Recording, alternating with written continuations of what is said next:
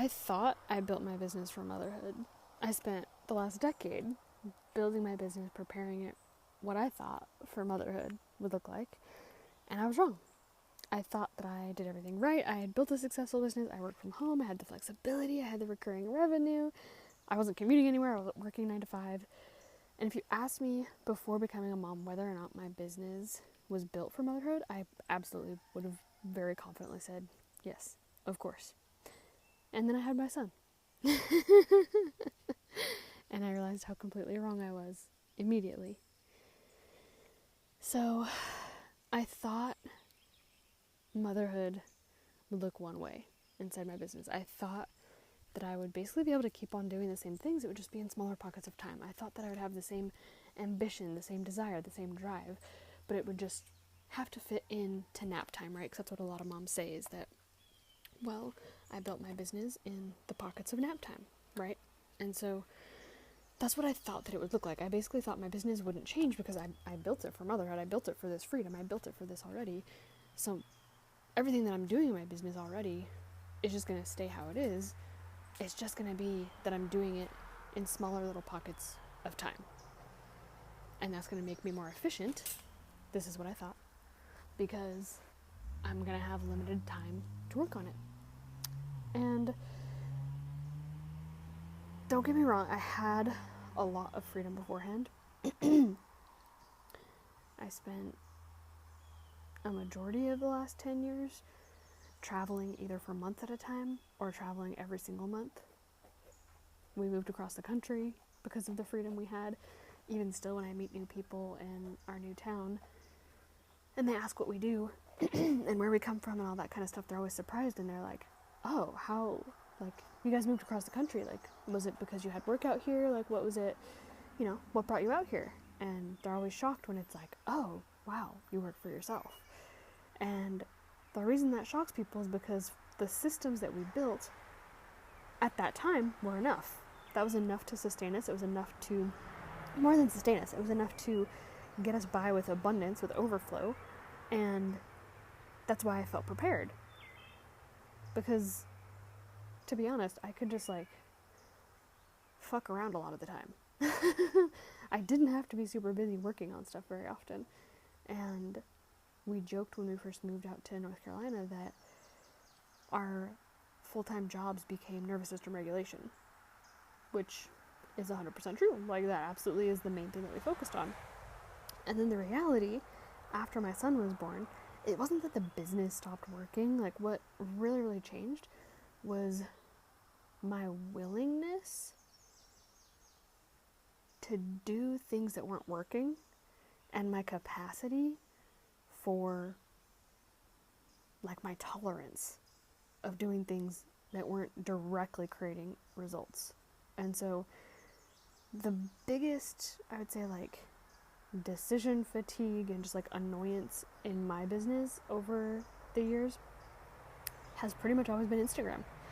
I started out in my network marketing days, and even before then, utilizing Pinterest, and I loved it, and I had grown it to, like, over 1 million monthly views, and I really, really enjoyed it. I studied graphic design in college, and so I loved being able to make visuals. Like, that was just really, really fun to me. And then there became a point when everybody and their mom was on Instagram for business, and I don't know why I didn't question this. I think at first I did it as an experiment of, like, here, let me jump over there and, like, see what it's like, see how I can use this for business and not just my personal life, and, like, see how things go.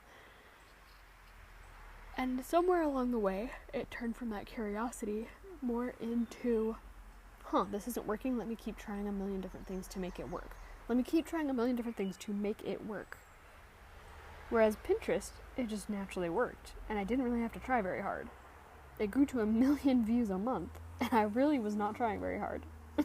Truly. And once I had my son, that was the really, really big realization, is that it wasn't the business model that was the problem. It wasn't anything, like, about the systems that I had built. For me, it was the marketing model, because I had also tried putting myself on YouTube like we do in the other business that works really, really well. And for me, with Instagram and with YouTube, there was just too many big moving pieces, too many places to show up, too many things that required and depended on my constant presence, but I didn't realize it until after I had my son, and I was like, I don't want to be on Instagram stories every day. I don't want to be creating Instagram posts multiple times a week. I don't want to be in that, I just don't want to be in that space anymore. And what started naturally happening in my brain was looking at the 80-20 rule. If you guys haven't heard of it, there's an entire book you can read about it. It's literally called the 80-20 rule. But it's literally just what are the 80% of things that you could eliminate that are like kind of sort of maybe working or not working at all, but that's what you're putting 80% of your energy into. And what's the 20% that's actually working, that's actually moving the needle, and how can I focus more on that and eliminate the 80%? And so that's what my brain just naturally started doing after my son was born. I was like, Instagram is not creating reliable, consistent business for me. It's just not. It's more of a place where people can continue watching me after we've met in person, and then they can eventually hire me. But that's not the thing that's actually creating the revenue. And so I started asking myself, what's actually creating revenue? What am I doing because it works? What am I doing because I think I'm supposed to be doing it? And that was when I had the big light bulb of like, oh my God, Instagram. Like, I never really wanted to be on Instagram. Like, really moving back even further, I never wanted to be on social media, period. I only got on Facebook in high school because literally all my friends were telling me that I should check it out. And so finally I did. I had been on MySpace before then, but Pinterest was one that I actually enjoyed. And it was a similar thing with Instagram. Like, I had never really wanted it, but my friends got it and encouraged me to do it. And so I literally just went cold turkey. I completely stopped posting on Instagram. I made one post 2 weeks after my son was born, kind of just sharing a bit of my thought process behind all of this, of just like, really what it all boils down to is I'm like, the popularity game of Instagram doesn't fucking matter to me anymore. I do not give a shit anymore. Because for me, Instagram never felt like a true business marketing platform for me. This isn't to say that this is true for all people. Everyone has their own experience. Some people absolutely love Instagram. That just was not my reality. But for me, Instagram always felt more like a popularity game rather than an actual business marketing platform. And so at first, I wasn't certain that it was like, I'm never coming back to Instagram. It wasn't a forever thing. It was just noticing how what I had been doing before was actually completely optional because it wasn't pulling its weight. Instagram was not pulling its weight. And so after I audited that, I was like, okay, my evergreen content, like the content I create on Instagram is fantastic. I can definitely repurpose a lot of that. The funnels I made, fantastic. The lead gen that I've been doing, wonderful. My self-paced offers, fucking fabulous. My recurring revenue, my strategic launches, like all that stuff was actually rock solid. That definitely was created and prepared for motherhood. And what I realized is that I had a new definition of freedom, because the lesson wasn't just work less, which is what I thought it was going to be, right? I thought it was just going to be in those little pockets of nap time, and that was the only time I was going to be able to work on my business moving forward. But the real lesson for me, the real breakthrough, was realizing that what I really wanted was to build a business that would continue working when I'm completely unavailable. And I thought that I had that with Instagram, but I still had to show up for Instagram. And what I've been doing over on Pinterest is really like a 1 hour a week system. And it feels so much better and so much more fun. And I'll share a podcast episode about that in the future. If you guys would like to hear that, just let me know in the comments. But yeah, it's just like if motherhood, I cannot believe today is exactly 3 months. Holy shit. 4th trimester officially complete. Doesn't feel real. But if motherhood revealed anything, it's that I had not built a business for motherhood. I built a business that worked when I had unlimited access to my own time and energy and attention. When I didn't have something else that literally felt like the entire world wrapped up in one little baby suit. It just changed everything.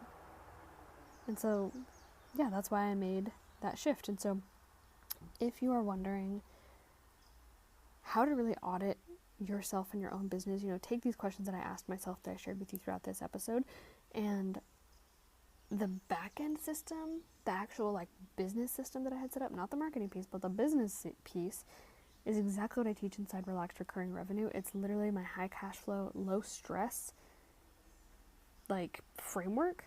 And if you don't have that, you really need to get in there, because there's a 3-part mini course that you're going to get access to right away. And then you get a PDF that literally, if you follow it, you actually implement it, there's no way that you won't make millions. And I genuinely mean that.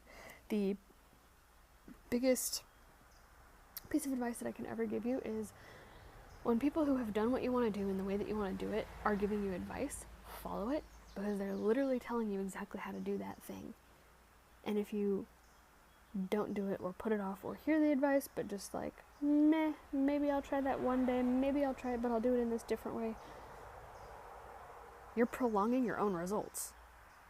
So I'm genuinely telling you, if you go into the Relaxed Recurring Revenue, completely free mini program, you actually go through it, you implement what's on the PDF, there's no way that you will not make millions. And I'm not saying it's going to be millions overnight, or in a week, or in a day, or even in a year, or even in 5 years. But it will eventually lead to you having a very, very successful business that genuinely feels good for your energy. Okay. Leave a comment. Let me know how this landed for you. I love you. Cannot freaking wait to hear how this landed for you.